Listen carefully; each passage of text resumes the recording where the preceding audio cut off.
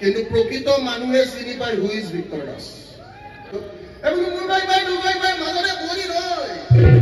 Victor দাসে সঁচা কথা ক'বলৈ ভয় নকৰে। কাৰণ কিয়? কাৰণ মোৰ মৃত্যুৰ ভয় নাই। আৰু এয়া চাওক ভিক্টৰ দাসৰ কাৰণে মানুহ চাওক ফটো মাৰিবৰ কাৰণে ইমানেই মানুহ হৈ গৈছে। ব'লকচোন আমি ভিক্টৰ দাসৰ সম্পূৰ্ণ ভিডিঅ' চাওঁ। আমাৰ সকলোৰে মৰমৰ এগৰাকী যশস্বী শিল্পী ভিক্টৰ দাস। নমস্কাৰ। পোনপ্ৰথমতে এটা কথা ক'ম, মই একচুৱেলি ছ'চিয়েল মিডিয়া ইনফ্লুৱেঞ্চাৰ নহয়, মই শিক্ষকে হয়।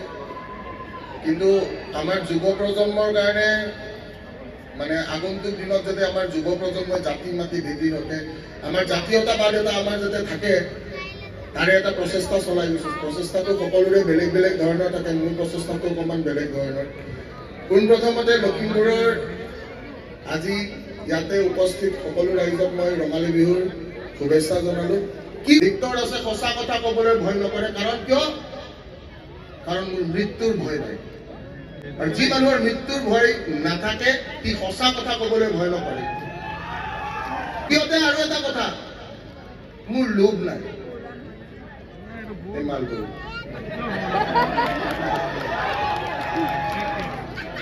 মোক সুধিছিলে, বিকাশ দাই ফোন কৰিছে, বিকাশ দাই ফোন কৰি সুধিছে, ভিক্টৰ লখিমপুৰত তোমাক নিমন্ত্ৰণ জনাম, কিমান লাগিব? মই কৈছো দাদা অহা যোৱা থকাটো আৰু খোৱাটো দি দিলে হৈ যায়।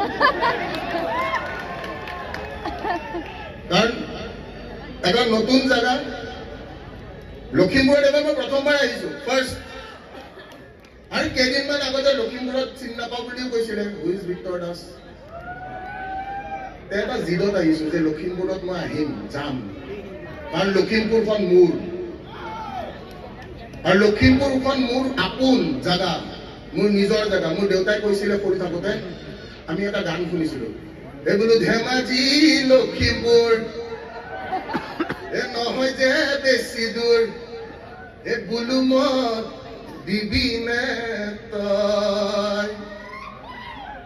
তো মাক কৈছো লখিমপুৰ আহিছো, আমি গোটেইবোৰ জাগা চাই যাম। ভাল লাগিছে লখিমপুৰ জাগাটোত আহি। বক্তব্যটো চমু কৰিম নে অকমান কথা পাতিম? হা, বৰ হোৱা নাইতো কোনো, সঁচাকে নে? তো আপোনালোকৰ ইয়াতে মই এটা বস্তু দেখিলো। কি দেখিলো? কিন্তু প্ৰকৃত মানুহে চিনি পায় হু ইজ ভিক্টৰ দাস। পায় নে নাপায়? এই ভিক্টৰ দাৰ মনটো কেনেকুৱা, বেয়া নে ভাল?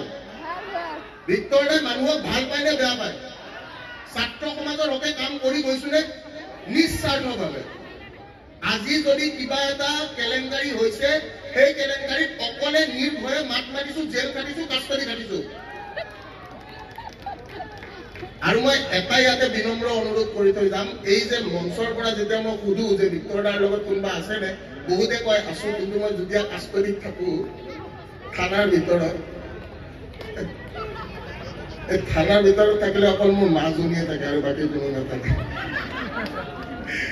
আৰু এইটো প্ৰকৃত সত্য। কিন্তু একো নাই, কাৰণ চাওক, মই যোৱাকালি কিছুমান কথা পাতি আছিলো কমিটিৰ লগত, তেতিয়াও মই কৈছো যে যদি মই নকওঁ, হা গান আমি বিহু গাওঁ নেকি? বিহু গালে নাচনি লাগিব, কিন্তু হ'বনে? নাচনি লাগিব, ধুনীয়া লাগিব। আমি বিহু দিয়া আৰম্ভ কৰো নে কি কয়? ৰাইজে মানে বৰ হৈছে, ভিক্টৰ এতিয়া আমি একেলগে নাচিম, গাম, ফূৰ্তি কৰিম, ঠিক আছে? লতানো বগাবলৈ,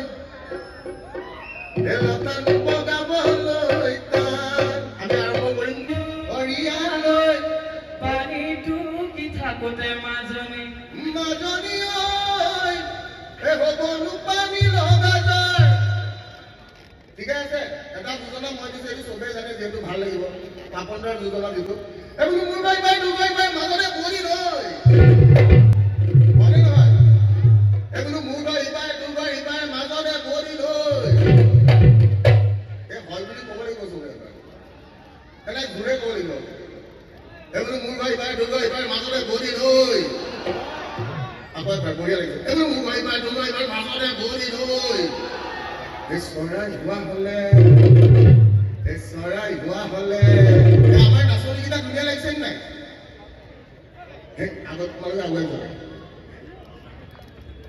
এই চৰাই হোৱা হলে উৰি গলো হেতে ঐ তুহাতে পাখি লৈ মতি কোতে কানে কাপৰ গলৰ গিলি গিলি বেগেনা পাতে মতিলি কোতে কানে কাপৰ গলৰ গিলি গিলি বেগেনা পাতে